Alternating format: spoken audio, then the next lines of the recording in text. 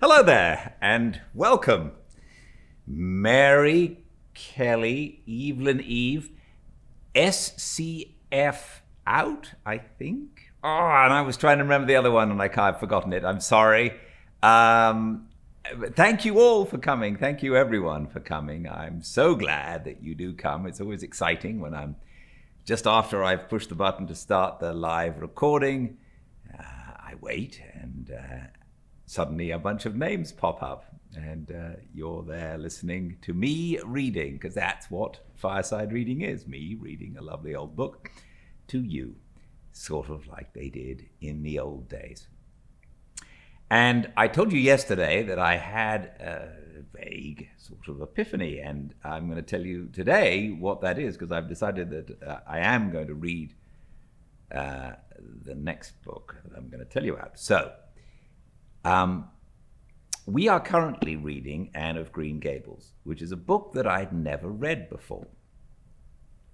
So I was thinking with some guilt about various books that I've never read before that are classics, and thinking to myself that it would be it was really good fun to read this. I do pre-read a chapter, and I knew what was going to happen, but it's sort of an experience for me as well as you. And I likened it in my own brain to going to see the Taj Mahal, which I've never done. And there are several books that I've never read. And I thought, wouldn't it be fun if we all went on an adventure together, similarly to going to the Taj Mahal, only this is going to be us sitting in front of Instagram and me in front of my fire, reading to you one of the great classics of English literature that I've never read. Specifically, I'm ashamed to admit, David Copperfield. I've never read David Copperfield. As I was looking at Dickens's work, and I started with Dickens with a book that I am quite familiar with, Great Expectations. There are several of his books that I've not read. So this great thing is awaiting me, and hopefully it will be awaiting us, and we'll explore it together. It's a long book, in the same way that Great Expectations is a long book. But I think, like going to Accra to look at the Taj Mahal, it's probably worth it. We shall find out together. I do hope you can join me. And we will finish Anne of Green Gables on next Wednesday, and I'm really excited. I have I have quite a lot of knowledge, I suppose we all do, of what the story is. And one of the formative things that I think about whenever I think about David Copperfield is I had an extremely good friend when I was at school, and she had to read David Copperfield for her schooling. And the way she would read it is she would turn the page, and when she was done with the page, she'd scrunch it up. So the book then, it's quite a thick book anyway, but the book then would become very thick of all the pages that she had read. So we've got a treat ahead of us. Please join me starting next Thursday. But for now, let's get back to business. We are currently on chapter 32 of Anne of Green Gables. She has been studying hard for the test, and who knows what might happen in this chapter. Welcome to a fireside reading of Anne of Green Gables by Lucy Maud Montgomery. Chapter 32, The Pass List is Out. With the end of June came the close of the term and the close of Miss Stacy's rule in Avonlea School. Anne and Diana walked home that evening feeling very sober indeed. Red eyes and damp handkerchiefs bore convincing testimony to the fact that Miss Stacy's farewell words must have been quite as touching as Mr. Phillips's had been under similar circumstances 3 years before. Diana looked back at the schoolhouse from the foot of the spruce hill and sighed deeply. "It does seem as if it was the end of everything, doesn't it?" she said dismally. "You oughtn't to feel half as badly as I do," said Anne, hunting vainly for a dry spot on her handkerchief. "You'll be back again next winter, but I suppose I've left the dear old school forever. If I have good luck, that is. It won't be a bit the same. Miss Stacy won't be there, nor you, nor Jane, nor Ruby, probably. I shall have to sit all alone, for I couldn't bear to have another desk made after you. Oh, we have had jolly times, haven't we, Anne? It's dreadful to think they're all over." 2 big tears rolled down by Diana's nose. "If you could stop crying, I could," said Anne imploringly. "Just as soon as I put away my hanky, I see you brimming up, and that starts me off again. As Mrs. Lynde says, if you can't be cheerful, be as cheerful as you can. After all, I dare say I'll be back next year.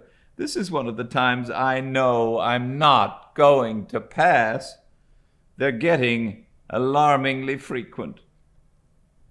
"Why, you came out splendidly in the exams Miss Stacy gave." "Yes, but those exams didn't make me nervous. When I think of the real thing, you can't imagine what a horrid, cold, fluttery feeling comes round my heart. And then my number is 13, and Josie Pye says it's so unlucky. I'm not superstitious, and I know it can make no difference, but still I wish it wasn't 13. "I do wish I was going in with you," said Diana. "Wouldn't we have a perfectly elegant time? But I suppose you'll have to cram in the evenings." "No. Miss Stacy has made us promise not to open a book at all. She says it would only tire and confuse us, and we're to go out walking and not thinking about the exams at all and go to bed early. It's good advice, but I expect it'll be hard to follow. Good advice is apt to be, I think. Prissy Andrews told me that she sat up half the night every night of her entrance week and crammed for dear life, and I had determined to sit up at least as long as she did. It was so kind of your Aunt Josephine to ask me to stay at Beechwood while I'm in town. You'll write to me while you're in, won't you?" "I'll write Tuesday night and tell you how the first day goes," promised Anne. "I'll be haunting the post office Wednesday," vowed Diana. Anne went to town the following Monday, and on Wednesday Diana haunted the post office as agreed and got her letter. "Dearest Diana," wrote Anne, "here it is, Tuesday night, and I'm writing this in the library at Beechwood. Last night I was horribly lonesome, all alone in my room, and wished so much you were with me. I couldn't cram because I'd promised Miss Stacy not to, but it was as hard to keep from opening my history as it used to be to keep from reading a story before my lessons were learned. This morning, Miss Stacy came for me, and we went to the academy, calling for Jane and Ruby and Josie on our way. Ruby asked me to feel her hands, and they were as cold as ice. Josie said I looked as if I hadn't slept a wink, and she didn't believe I was strong enough to stand the grind of the teacher's course, even if I did get through. There are times and seasons, even yet, when I don't feel that I've made any great headway in learning to like Josie Pye. When we reached the academy, there were scores of students there, from all over the island. The first person we saw was Moody Spurgeon, sitting on the steps and muttering away to himself. Jane asked him what on earth he was doing, and he said he was repeating the multiplication table over and over to steady his nerves, and for pity's sake not to interrupt him, because if he stopped for a moment, he got frightened and forgot everything he ever knew, but the multiplication table kept all his facts firmly in their proper place. when we were assigned to our rooms, Miss Stacy had to leave us. Jane and I sat together, and Jane was so composed that I envied her. No need of the multiplication table for good, steady, sensible Jane. I wondered if I looked as I felt, and if they could hear my heart thumping clear across the room. Then a man came in and began distributing the English examination sheets. My hands grew cold then, and my head fairly whirled around as I picked it up. Just one awful moment, Diana, I felt exactly as I did 4 years ago, when I asked Marilla if I might stay at Green Gables. And then everything cleared up in my mind, and my heart began beating again. I forgot to say that it had stopped altogether, for I knew I could do something with that paper anyhow. At noon, we went home for dinner, and then back again for history in the afternoon. The history was a pretty hard paper, and I got dreadfully mixed up in the dates. Still, I think I did fairly well today. But, oh, Diana, tomorrow the geometry exam comes off. And when I think of it, it takes every bit of determination I possess to keep from opening my Euclid. If I thought the multiplication table would help me any, I would recite it from now till tomorrow morning. I went down to see the other girls this evening. On my way, I met Moody Spurgeon wandering distractedly around. He said he knew he had failed in history, and he was born to be a disappointment to his parents, and he was going home on the morning train, and it would be easier to be a carpenter than a minister anyhow. I cheered him up and persuaded him to stay to the end, because it would be unfair to Miss Stacy if he didn't. Sometimes I have wished I was born a boy, but when I see Moody Spurgeon, I'm always glad I'm a girl. And not his sister. Ruby was in hysterics when I reached their boarding house. She had just discovered a fearful mistake she had made in her English paper. When she recovered, she went uptown and had an ice cream. How we wished you had been with us. Oh, Diana, if only the geometry examination were over! But there, as Mrs. Lynde would say, the sun will go on rising and setting, whether I fail in geometry or not. That is true, but not especially comforting. I think I'd rather it didn't go on if I failed. Yours devotedly, Anne. The geometry examination and all the others were over in due time, and Anne arrived home on Friday evening, rather tired, but with an air of chastened triumph about her. Diana was over at Green Gables when she arrived, and they met as if they'd been parted for years. "You old darling, it's perfectly splendid to see you back again. It seems like an age since you went to town, and oh, Anne, how did you get along?" "Pretty well, I think, in everything but the geometry. I don't know whether I passed in it or not, and I have a creepy, crawly presentiment that I didn't. Oh, how good it is to be back! Green Gables is the dearest, loveliest spot in the world." "How did the others do?" "The girls say they know they didn't pass, but I think they did pretty well. Josie says the geometry was so easy a child of 10 could do it. Moody Spurgeon still thinks he failed in history, and Charlie says he failed in algebra, but we don't really know anything about it and won't until the pass list is out. That won't be for a fortnight. Fancy living a fortnight in such suspense. I wish I could go to sleep and never wake up until it's over." Diana knew it would be useless to ask how Gilbert Blythe had fared, so she merely said, "Oh, you'll pass all right. Don't worry." "I'd rather not pass at all than not come out pretty well up on the list. flashed Anne, by which she meant, and Diana knew she meant, that success would be incomplete and bitter if she did not come out ahead of Gilbert Blythe. With this end in view, Anne had strained every nerve during the examinations, and so had Gilbert.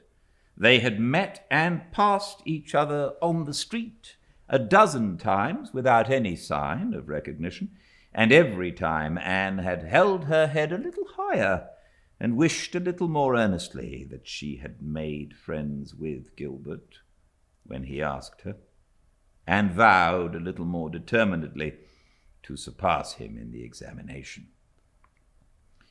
She knew that all Avonlea Jr. was wondering which would come out first. She even knew that Jimmy Glover and Ned Wright had a bet on the question, and that Josie Pye had said there was no doubt in the world that Gilbert would be first. And she felt that her humiliation would be unbearable if she failed. But she had another and a nobler motive for wishing to do well. She wanted to pass high for the sake of Matthew and Marilla, especially Matthew. Matthew had declared to her his conviction that she would beat the whole island. That, Anne felt, was something it would be foolish to hope for even in the wildest dreams. But she did hope fervently that she would be among the first 10 at least, so that she might see Matthew's kindly brown eyes gleam with pride in her achievement. That, she felt, would be a sweet reward indeed for all her hard work and patient grubbing among unimaginative equations and conjugations. At the end of the fortnight, Anne took to haunting the post office, also in the distracted company of Jane, Ruby, and Josie, opening the Charlottetown dailies with shaking hands and cold, sink-away feelings as bad as any experienced during the entrance week. Charlie and Gilbert were not above doing this too, but Moody Spurgeon stayed resolutely away. "I haven't got the grit to go there and look at a paper in cold blood," he told Anne. "I'm just going to wait until somebody comes and tells me suddenly whether I've passed or not." When 3 weeks had gone by without the pass list appearing, Anne began to feel that she really couldn't stand the strain much longer. Her appetite failed, and her interest in Avonlea doings languished. Mrs. Lynde wanted to know what else you could expect from a Tory superintendent of education at the head of affairs, and Matthew, noting Anne's paleness and indifference, and the lagging steps that bore her home from the post office every afternoon, began seriously to wonder if he hadn't better vote grit at the next election. But one evening, the news came. Anne was sitting at her open window, for the time forgetful of the woes of examinations and the cares of the world, as she drank in the beauty of the summer's dusk, sweet-scented with flower breaths from the garden below and sibilant and rustling from the stirs of poplars. The eastern sky above the firs was flushed, faintly pink from the reflection of the west, and Anne was wondering dreamily if the spirit of colour looked like that, when she saw Diana come flying down through the firs, over the log bridge, and up the slope with a fluttering newspaper in her hand. Anne sprang to her feet, knowing at once what that paper contained. The pass list was out. Her head whirled and her heart beat until it hurt her. She could not move a step. It seemed an hour to her before Diana came rushing along the hall and burst into the room without even knocking, so great was her excitement. "Anne, you've Past, she cried. Past the very first. You and Gilbert both. Your ties. But your name is first. Oh, I'm so proud. Diana flung the paper on the table and herself on Anne's bed, utterly breathless and incapable of further speech. Anne lighted the lamp, oversetting the match safe and using up 6 matches before her shaking hands could accomplish the task. Then she snatched up the paper. Yes, she had passed. There was her name at the very top of a list of 200. That moment was worth living for. You did just splendidly, Anne, puffed Diana, recovering sufficiently to sit up and speak, for Anne, starry-eyed and rapt, had not uttered a word. Father brought the paper home from Bright River not 10 minutes ago. It came out on the afternoon train, you know, and wouldn't be here till tomorrow by mail. And when I saw the pass list, I just rushed over like a wild thing. You've all passed, every one of you, Moody Spurgeon and all, although he's conditioned in history. Jane and Ruby did pretty well. They're halfway up, and so did Charlie. Josie just scraped through with 3 marks to spare, but you'll see she'll put on as many airs as if she'd led. Won't Miss Stacy be delighted? Oh, Anne, what does it feel like to see your name at the head of a pass list like that? If it were me, I know I'd go crazy with joy. I'm pretty near crazy as it is, but you're as calm and cool as a spring evening. I'm just dazzled inside, said Anne. I want to say 100 things, and I can't find words to say them in. I never dreamed of this. Yes, I did. Just once. I let myself think once, what if I should come out first? Quakingly, you know, for it seemed so vain and presumptuous to think I could lead the island. Excuse me a minute, Diana. I must run right out to the field to tell Matthew. Then we'll go up the road and tell the good news to the others. They hurried to the hayfield below the barn where Matthew was coiling hay. And, as luck would have it, Mrs. Lynde was talking to Marilla at the lane fence. Oh, Matthew, exclaimed Anne, I've passed, and I'm first, or one of the first. I'm not vain, but I'm thankful. Well, now, I always said it, said Matthew, gazing at the pass list delightedly. I knew you could beat them all, easy.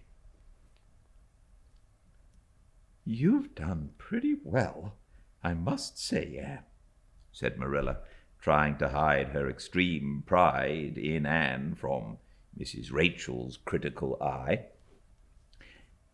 But that good soul said heartily, sorry, I'm getting a little bit teary.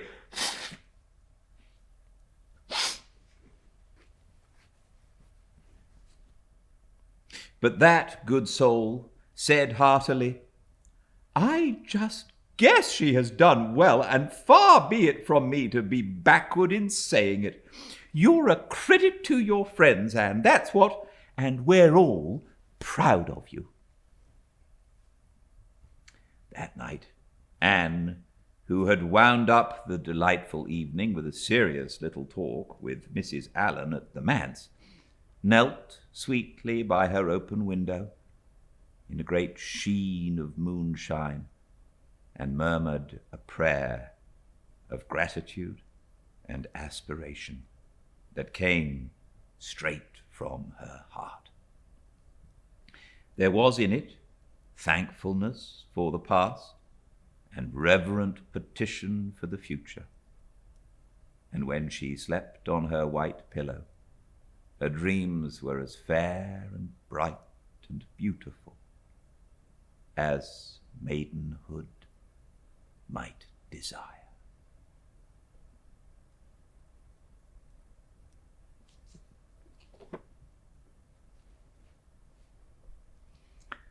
Thanks for joining me.